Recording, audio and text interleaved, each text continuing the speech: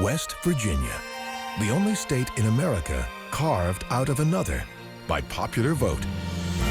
A land of misty Appalachian peaks, small towns, and a dramatic gorge created by one of the oldest rivers in the world.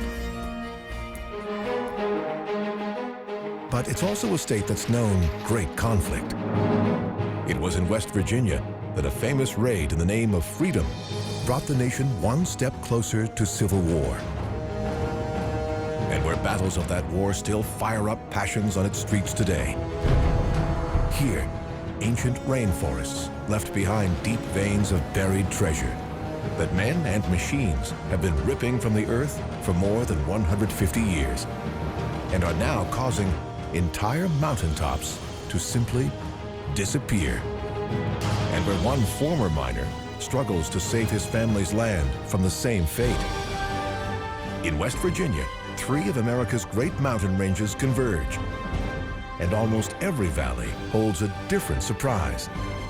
From a legendary resort that hid a top government secret for decades, to a futuristic facility where astronomers are discovering how the universe may have been formed, to a place known as America's Taj Mahal.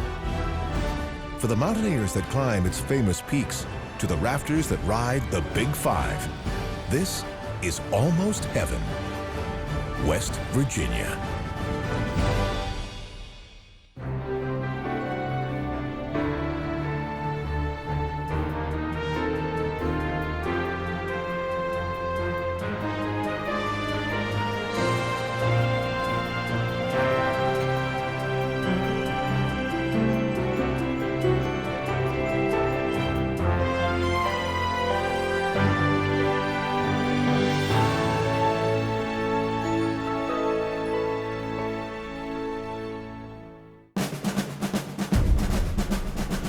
In 1943, a group of officers from the U.S. Army's elite mountain training group in Colorado arrived here in West Virginia. They needed a place to train World War II soldiers for their upcoming deployment to the rugged mountains of northern Italy.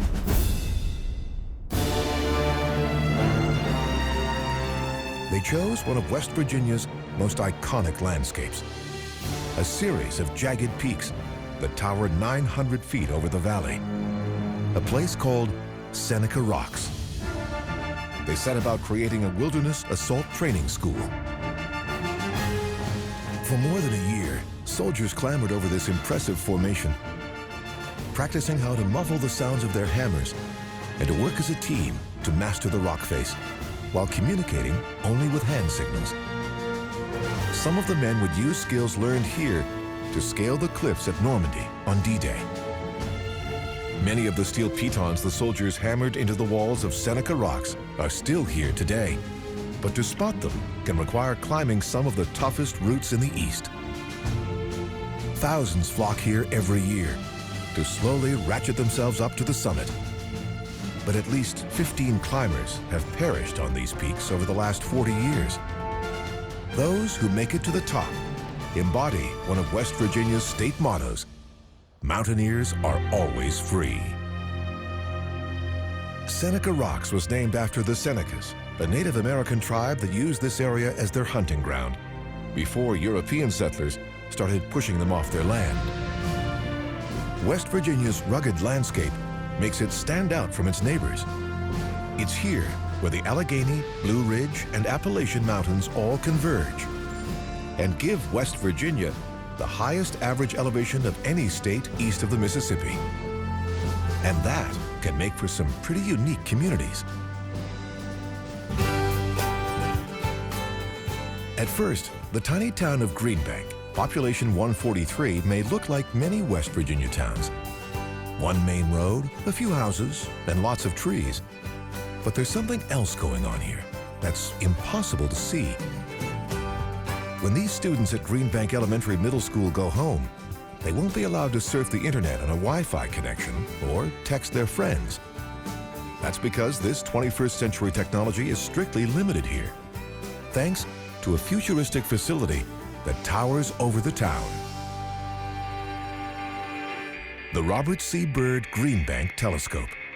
It's as long as a football field And even though it weighs 17 million pounds, can pivot on command, which makes it the largest fully steerable telescope in the world. It's part of the National Radio Astronomy Observatory, a collection of giant telescopes that help create images of outer space by using faint radio waves from distant galaxies. Radio waves that are helping researchers to unlock the mystery of how stars and the universe were formed.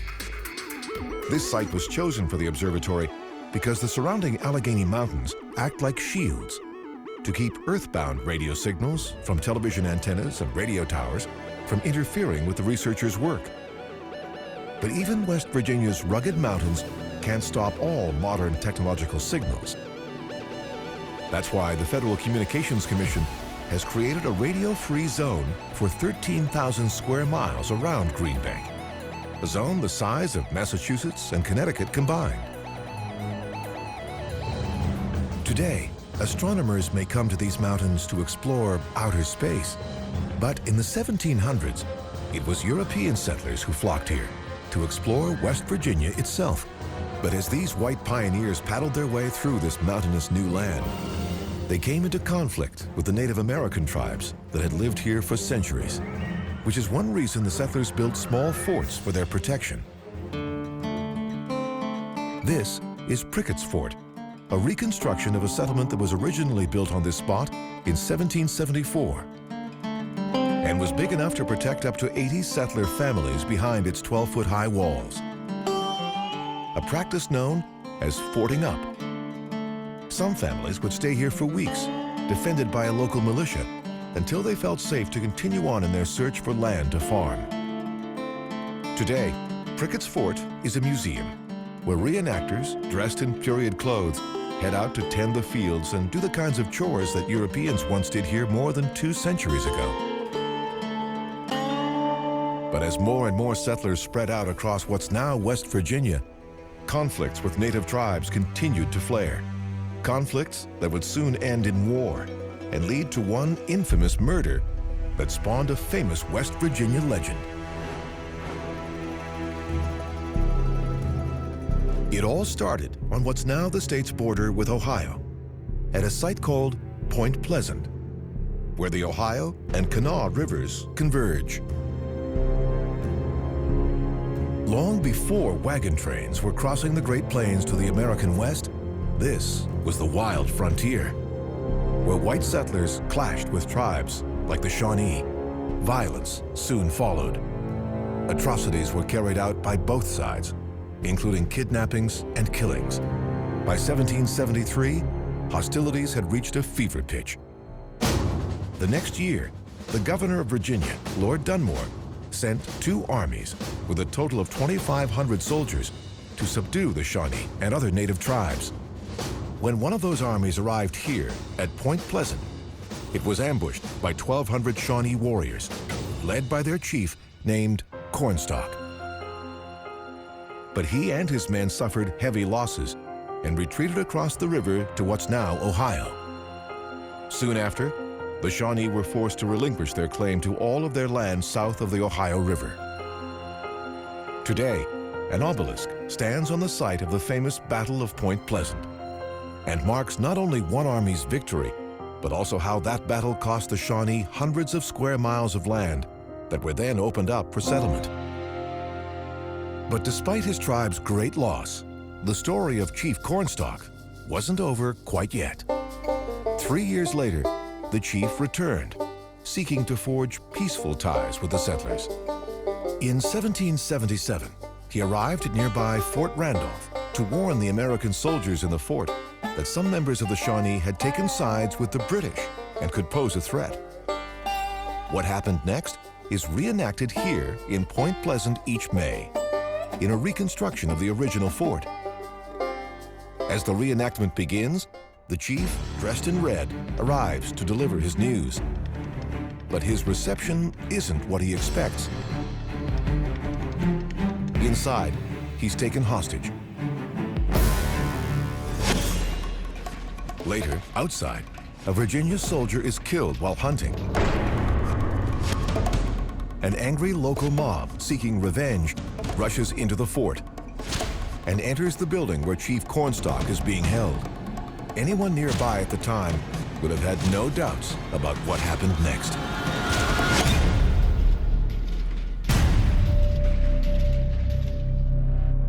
The Shawnee Chief's peaceful mission ends with his own murder at the hands of the settlers he had come to protect.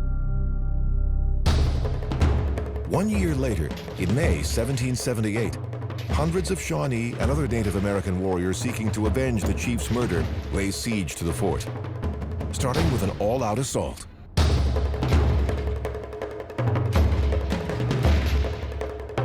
Some of these reenactors are descendants of the original settlers and Native Americans who fought in the siege. Several return year after year to reprise their roles and slather their bodies with war paint.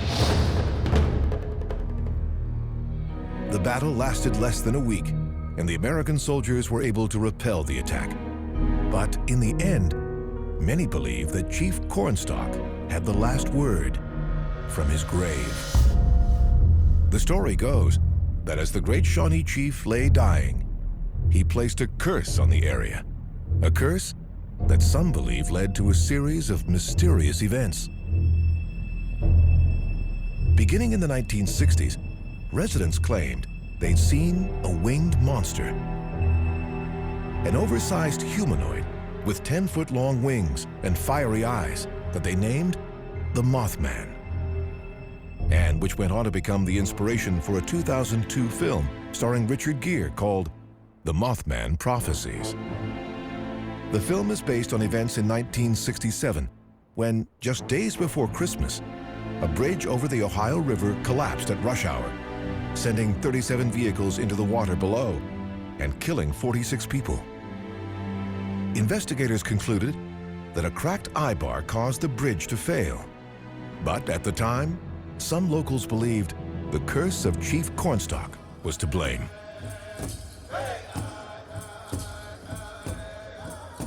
Long before supposed sightings of the mysterious Mothman, Native American tribes like the Shawnee inhabited what's now West Virginia for hundreds of years. But this state holds evidence of even earlier inhabitants too, like this giant mound of earth in a town called Moundsville. Around 200 BC, a people known as the Adena were living here in the Kanawha River Valley. To create a burial mound, they piled up 60,000 tons of earth, basket load by basket load, over a period of 100 years. Today, this landmark is known as the Grave Creek Mound. It's the largest remaining burial mound of the Adena. Inside, archaeologists discovered burial chambers, copper jewelry, shell beads, and even skeletons. Researchers still don't know why the Adena built a mound this big here in West Virginia. But there are some people right here in Moundsville who've had plenty of time to try and solve that mystery. That's because many of the windows in the cell blocks of West Virginia's infamous state penitentiary look right out on the Grave Creek Mound, and once offered convicts a perfect vantage point to contemplate the lives of these ancient Americans. The state pen was built in 1876 using inmate labor, but soon developed a reputation as one of the most violent correctional facilities in the nation. 1,000 inmates reportedly died here from execution, illness, and suicide. Its cells are exceptionally small, even by prison standards, just 5 by 7 feet, and were often shared by 2 or 3 inmates at a time. This facility closed in 1995 with a terrifying legacy that's caused some to believe it's one of the most haunted places in America. But doing time in West Virginia hasn't always meant being locked up in tiny cells with hardened criminals, especially if you're America's homemaking queen. In 2004, white-collar convict Martha Stewart served 5 months here at the Alderson Federal Prison Camp. First opened in 1927, Alderson was the first federal prison built exclusively for women. After Stewart started serving her time here, the media nicknamed this minimum security facility Camp Cupcake. Forbes magazine called it one of America's 10 cushiest prisons. With brick buildings and green open space, it looks more like a college than a prison. Stewart described her stay here as horrifying, but said she coped by imagining herself at Yale University. Before Stewart, Alderson's most infamous inmate was Lynette Squeaky Frome, a Charles Manson follower who was sent to Alderson after she tried to assassinate President Gerald Ford in 1975. Like Stewart, Frome served her time and was released.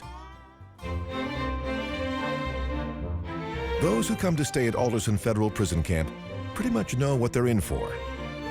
But not far away lies a West Virginia landmark that managed to hide a very deep U.S. government secret from its guests for almost half a century. Here in White Sulphur Springs, the Greenbrier Resort is one of West Virginia's most historic buildings. Founded in 1778, its high-profile guest list has spanned the history of the nation, from Andrew Jackson to Jessica Simpson. But until the early 90s, very few of those who checked in here knew of the secret that lay below them.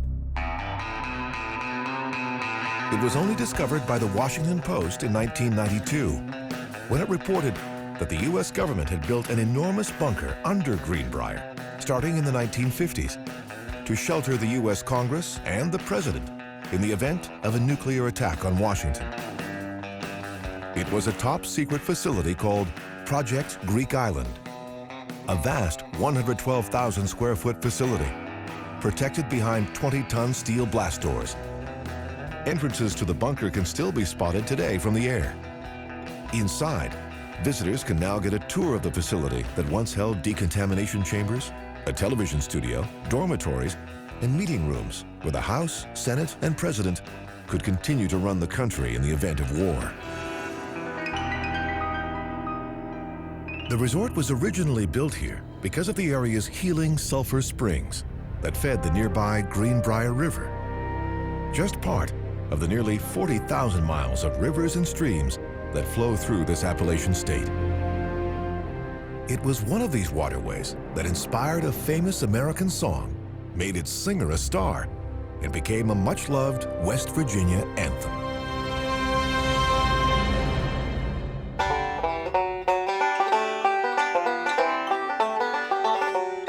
Singer John Denver may be best known for his Rocky Mountain High, but it was a song about West Virginia that first brought him fame. The 1971 hit single, Take Me Home, Country Roads. A song that celebrates the beauty of this Appalachian state in its opening lines. Almost heaven, West Virginia, Blue Ridge Mountains, Shenandoah River. Take Me Home reached number 2 on the Billboard charts and has been practically a state anthem ever since. It's the official theme song of West Virginia University here in Morgantown, where it's been played before every home football game since the early 1970s, helping spur the Mountaineers to victory, a team that's won 8 Southern Conference and 7 Big East Conference titles. But while Take Me Home caused many to think of the Shenandoah as a West Virginia river, only a small piece of this waterway actually flows through the state. And it's not the first river that comes to mind for most West Virginians. That honor likely belongs to the New River, which cuts a path right through the Appalachian Mountains. Today, it's the heart of the New River Gorge National River, part of the National Park Service, and one of West Virginia's natural treasures. 70,000 acres of protected wilderness that hug this winding waterway as it flows north through the center of the state. The New River may have been new to the pioneers who named it, but geologically, it's believed to be among the oldest rivers on Earth. Today, the rocky cliffs that the New River sliced through millions of years ago tower over this waterway, offering views that draw more than 1 million people each year. In the 18th century, the waters of the New River and its northern neighbor, the Gauley, were considered too treacherous to navigate, which is why early settlers walked along the river's banks. Today, thrill seekers ride their rapids just for fun. This section of the Gauley is considered a rafter's paradise, It's home to the Big Five. 5 Class 5 rapids that offer terrifying but thrilling rides. The deep canyons and swift-flowing waters of the Gauley and New Rivers have always made it hard going for travelers heading west. First, for those crossing the area on foot, and later, for others in horse-drawn carriages, and even cars. But that all changed in 1977, thanks to this West Virginia landmark, the new River Gorge Bridge. When construction began, its designers promised they would deliver an engineering marvel. They knew that stretching a 1,700-foot-long arch high over this gorge was going to be anything but easy. Engineers first had to string cables between towers on each side of the river. Then, trolleys running on the cables ferried in sections of the bridge piece by piece. Holding it all up was a single giant steel arch, an arch that relied on the walls of the gorge itself for its strength.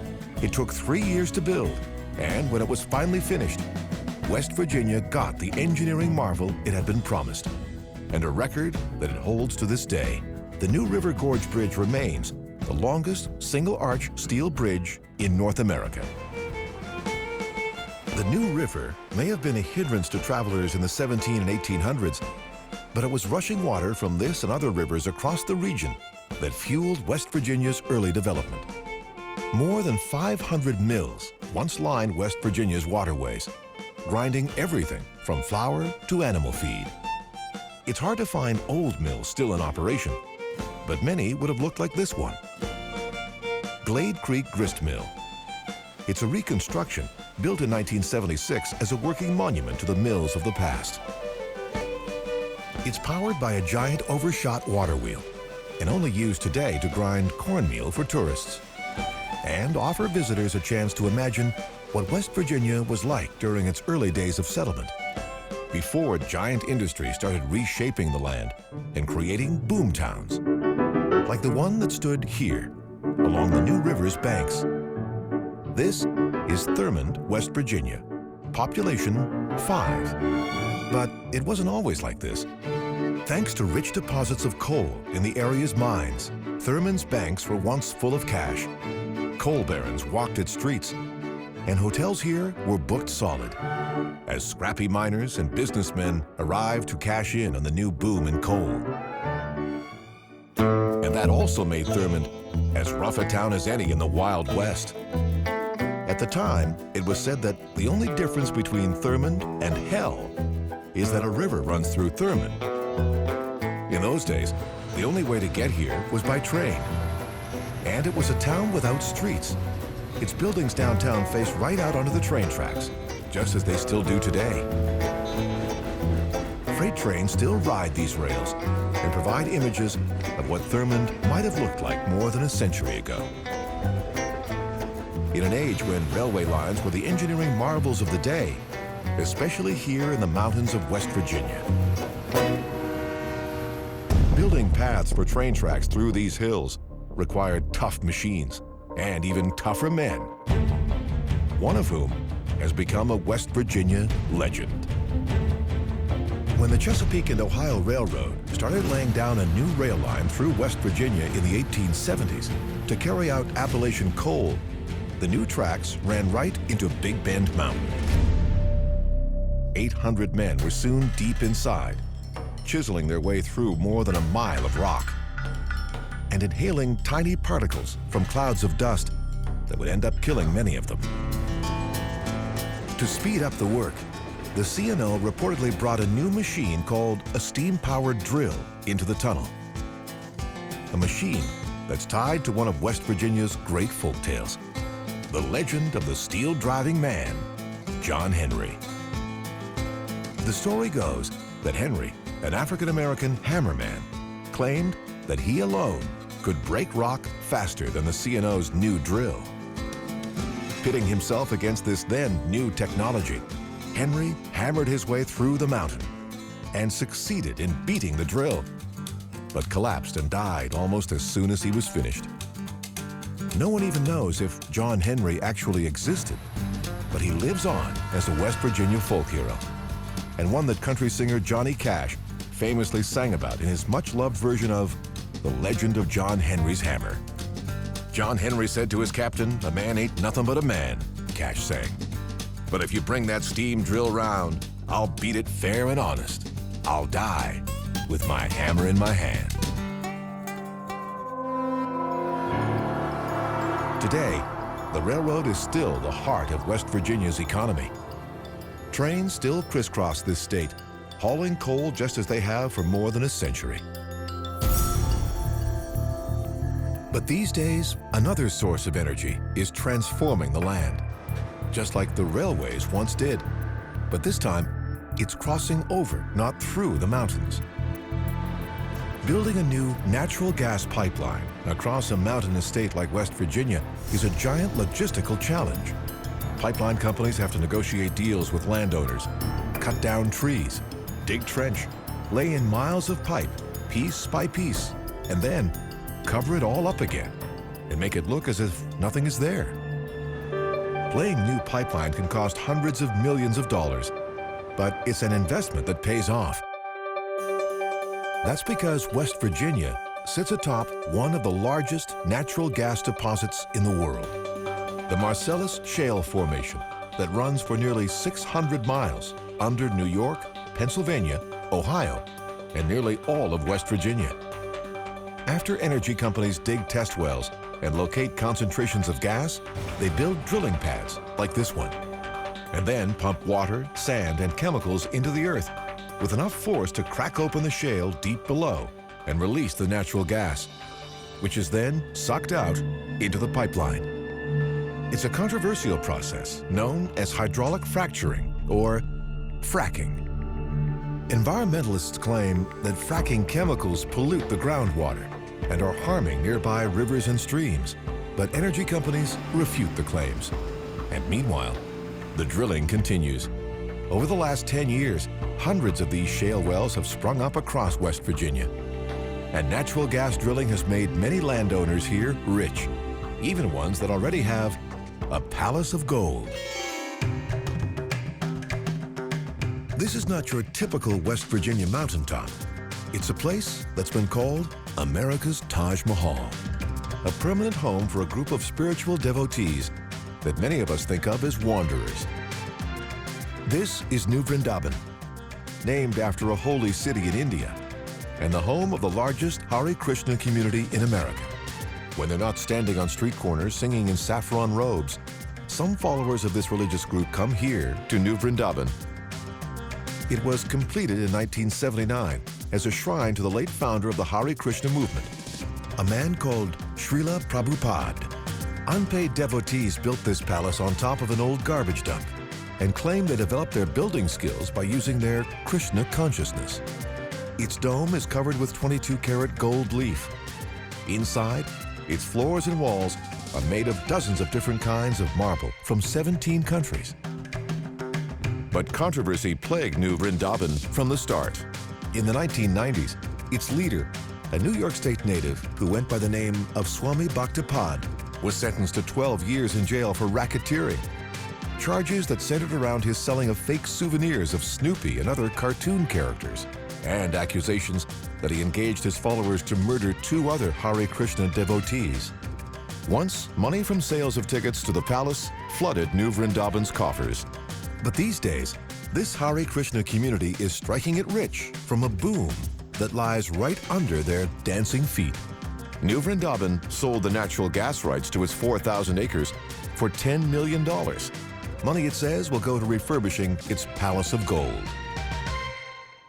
West Virginia may not be well known for this hilltop palace, but it is often remembered for the cascading waters of its Blackwater Falls, the jagged peaks of its Seneca Rocks, and for the hundreds of hills and hollows that are home to most West Virginians today.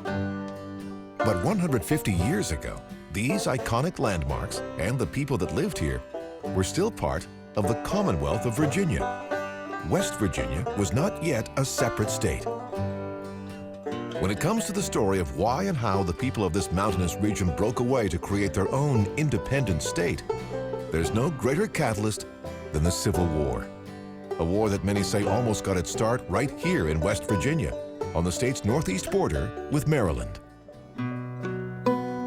In October 1783, Thomas Jefferson journeyed here to Harper's Ferry, a then trading post at the confluence of the Shenandoah and Potomac rivers. Standing here and looking east, Jefferson described the view as one of the most stupendous scenes in nature. But this peaceful spot would become the site of a deadly siege on the eve of the Civil War.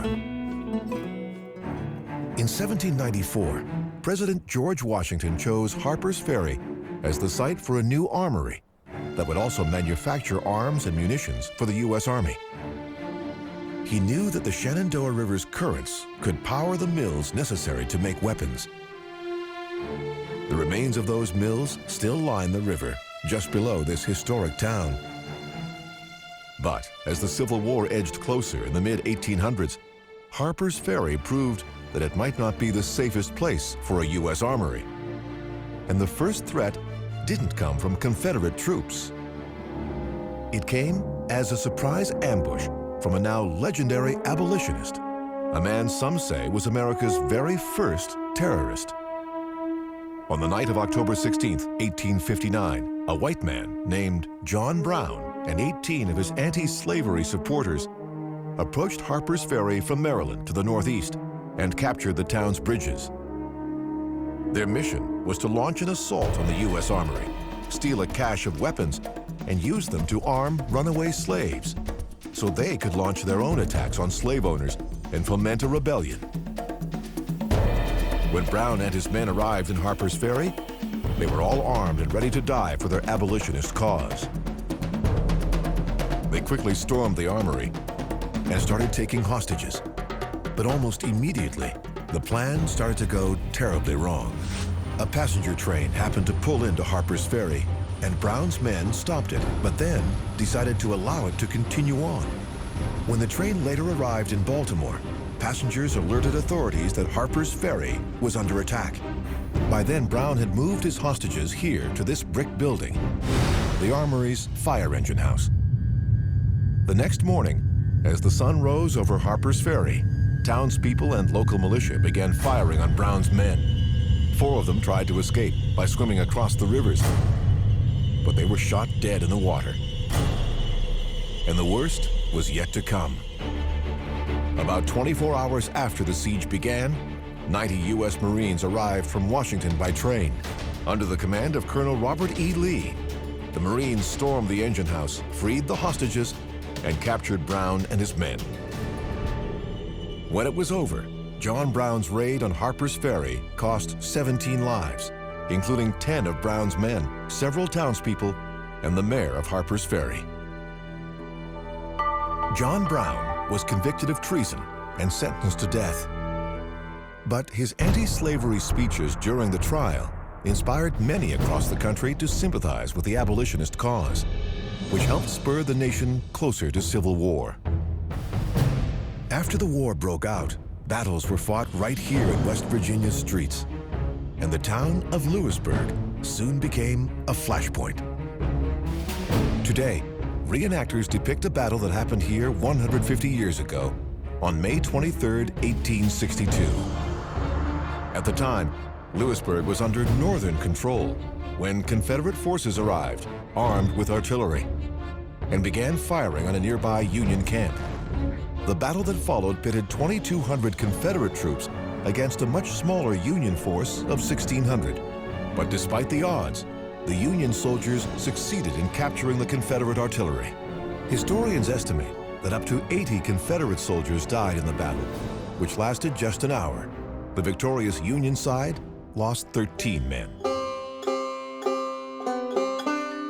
The war also divided some West Virginia families right down the middle. Here in the town of Weston, on the state's West Fork River, stands a building known as Jackson's Mill. It was the childhood home of famous Confederate General Thomas Stonewall Jackson and his sister Laura, who were sent here to stay with relatives after their father died of typhoid. Growing up, the siblings were said to be close and wrote frequent letters to each other right up to the Civil War. But when the war broke out, all that changed. Stonewall Jackson fought for the Confederate Army, famously leading troops during the First Battle of Bull Run in 1861, the first major land battle of the war. But Laura sided with the Union and soon opened up her home here in Beverly as a hospital for Northern troops. One Union soldier who'd recovered here under Laura's care later wrote, "With her own tender hands, she soothed the aching temples of many a dying soldier boy, far away from the loved ones at home." On May 10, 1863, Stonewall Jackson died after sustaining injuries from friendly fire. Though saddened by her brother's death, Laura, so committed to the Union cause, reportedly said at the time that she would rather know her brother was dead than leading the rebel army.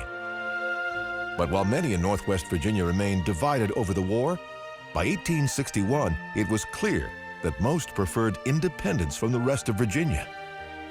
And if West Virginia has a birthplace, it's here, in the northern city of Wheeling, right on the Ohio border. The building in which political leaders drafted West Virginia's new Constitution still stands downtown. At the time, it was called the Wheeling Custom House, but today it's known as Independence Hall. Over the next 2 years, delegates from counties across Northwest Virginia met here to hammer out the boundaries for a new state and a constitution that would include the gradual emancipation of slaves. By March 1863, residents overwhelmingly voted in favor of the state's new constitution. In April, President Abraham Lincoln declared that West Virginia statehood had been approved. And finally, on June 20th, 1863, a newly elected governor named Arthur I. Borman proudly stood before the county delegates and announced the birth of America's 35th state. The new state's border was determined by the counties that had voted to be free. Years in the making, West Virginia had become the only state in the nation to be carved out of another by popular vote. Wheeling, the West Virginia state capital, thrived after the war. Iron and steel mills sprang up along its riverbanks, turning out a product that was much needed by those rebuilding after the war: nails. In fact, Wheeling's factories turned out so many nails, it was called the nail capital of the world. By the turn of the century, Wheeling had become the richest city per capita in America. Chances are many here celebrated their good fortunes by lighting up cigars. That's because the city was home to America's oldest cigar manufacturer, the Marsh Wheeling Company, which dates back to 1840, when it began making special cigars called stogies, which are longer and thinner than regular cigars. Stogies were the preferred cigars of covered wagon drivers in the 19th century, wagons called Conestogas, which is where stogies got their name. In 1870, Wheeling lost its title as the state capital when legislators voted to relocate to a much smaller town in the south called Charleston, whose population at the time was just 3,000. Today, it's the state's biggest city, home to 50,000 people, and West Virginia's beautiful state house. But Charleston hasn't always had an easy ride. Between 1807 and 1885, the capital was moved back and forth between Wheeling and Charleston 3 times, thanks to political tensions that continued to simmer after the Civil War. As the sun sets, the new capital's gold dome sparkles on Charleston's skyline, thanks to its 23.5-carat gold leaf. But West Virginia's story has little to do with gold and a lot to do with an ancient black rock that powers not just West Virginia, but much of America, and has caused hundreds of mountains to disappear.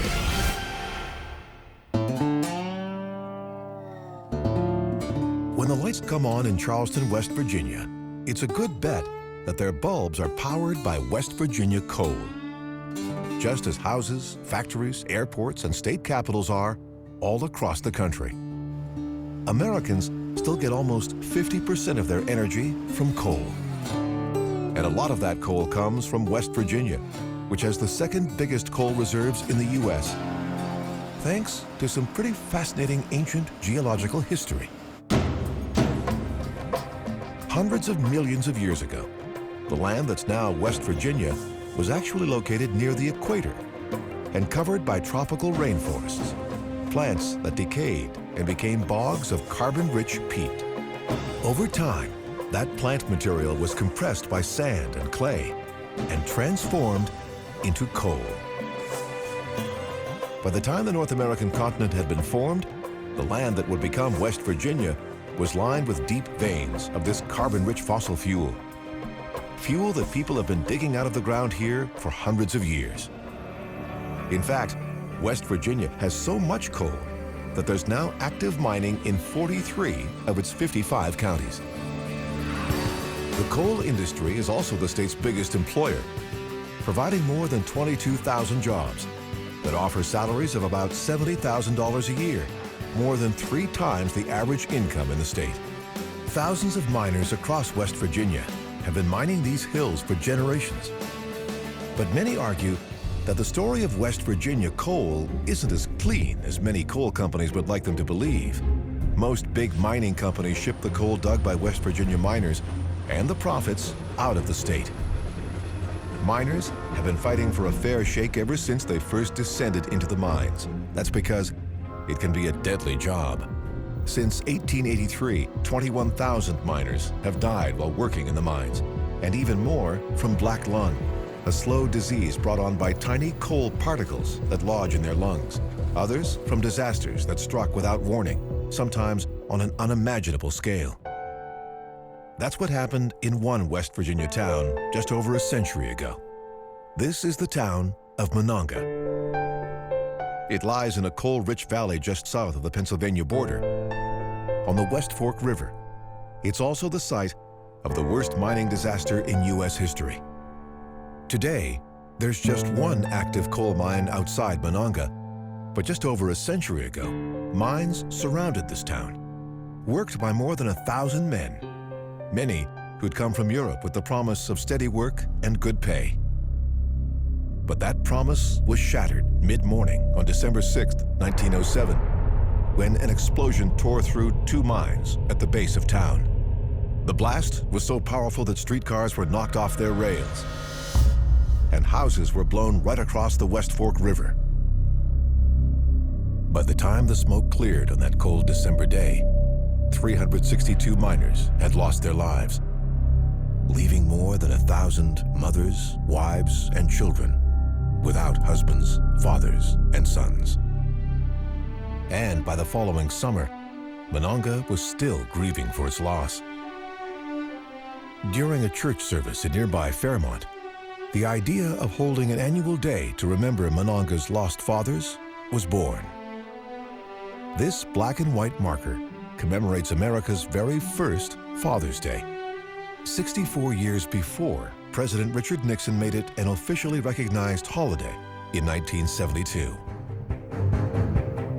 For much of the 20th century, most coal in West Virginia was mined by men working deep underground. But by the 1970s, a new kind of mining was starting to transform West Virginia on a scale that can still be hard to comprehend unless you see it from the air. At first, coal-rich Mingo County looks like many other forested areas of the Appalachians. But when the fog clears, you'll soon discover that many of the mountains themselves are gone.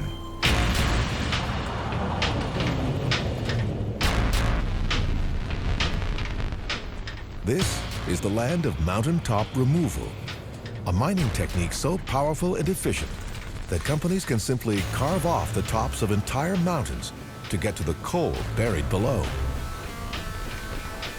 This mine is one of the biggest mountaintop mines in the state. It's called Hobet 21. Not long ago, this area was blanketed with trees and hills. Now, it's a 12,000-acre dig site. It can take just a few men and a few monster machines to destroy an entire Appalachian mountain. Once the trees are clear-cut, geologists locate the seams of coal below. Then, the company drills holes, stuffs them with powerful explosive, and blows them up to loosen earth and rock. Next, excavators move in to rip the mountain apart, scoop by scoop. Hobet 21, he's home to one of the most famous mining machines in America, an infamous dragline excavator called Big John. It's as tall as a 20-story building and can claw out 100 tons of earth in a single pass, all with just one worker at the controls. Big John has been ripping apart West Virginia's hills since 1983, and it's still going strong.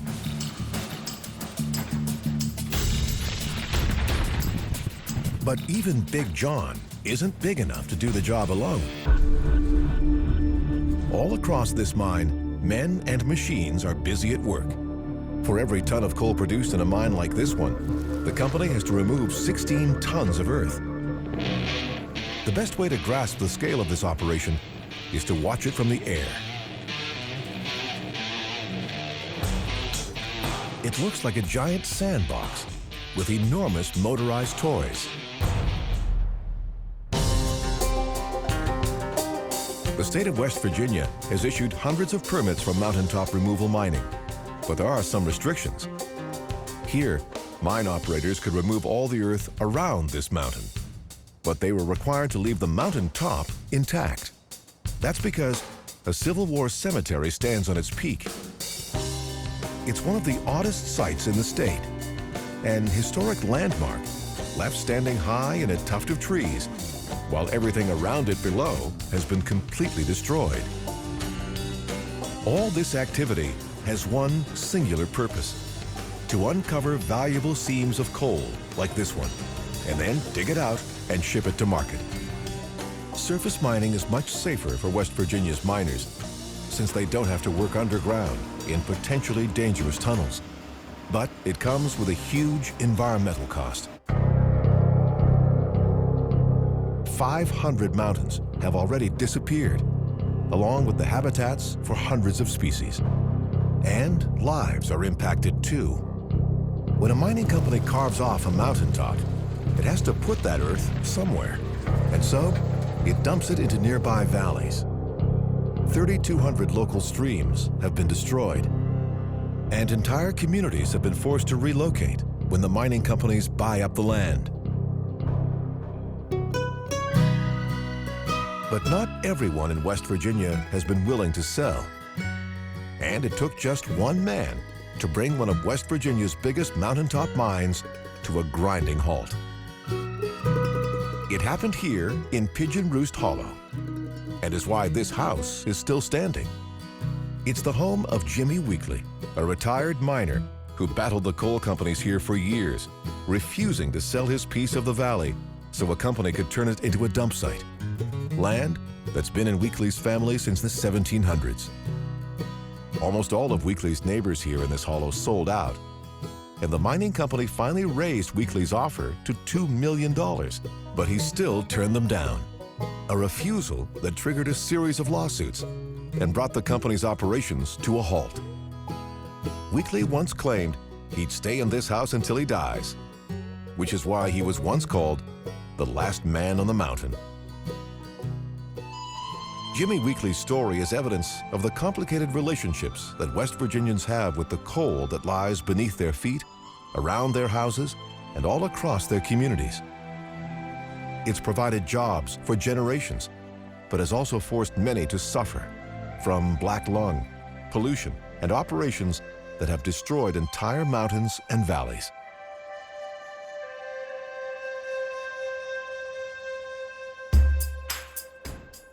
But whatever damage coal mining has done, it hasn't put an end to West Virginians' love of their state and the communities they're proud to call home.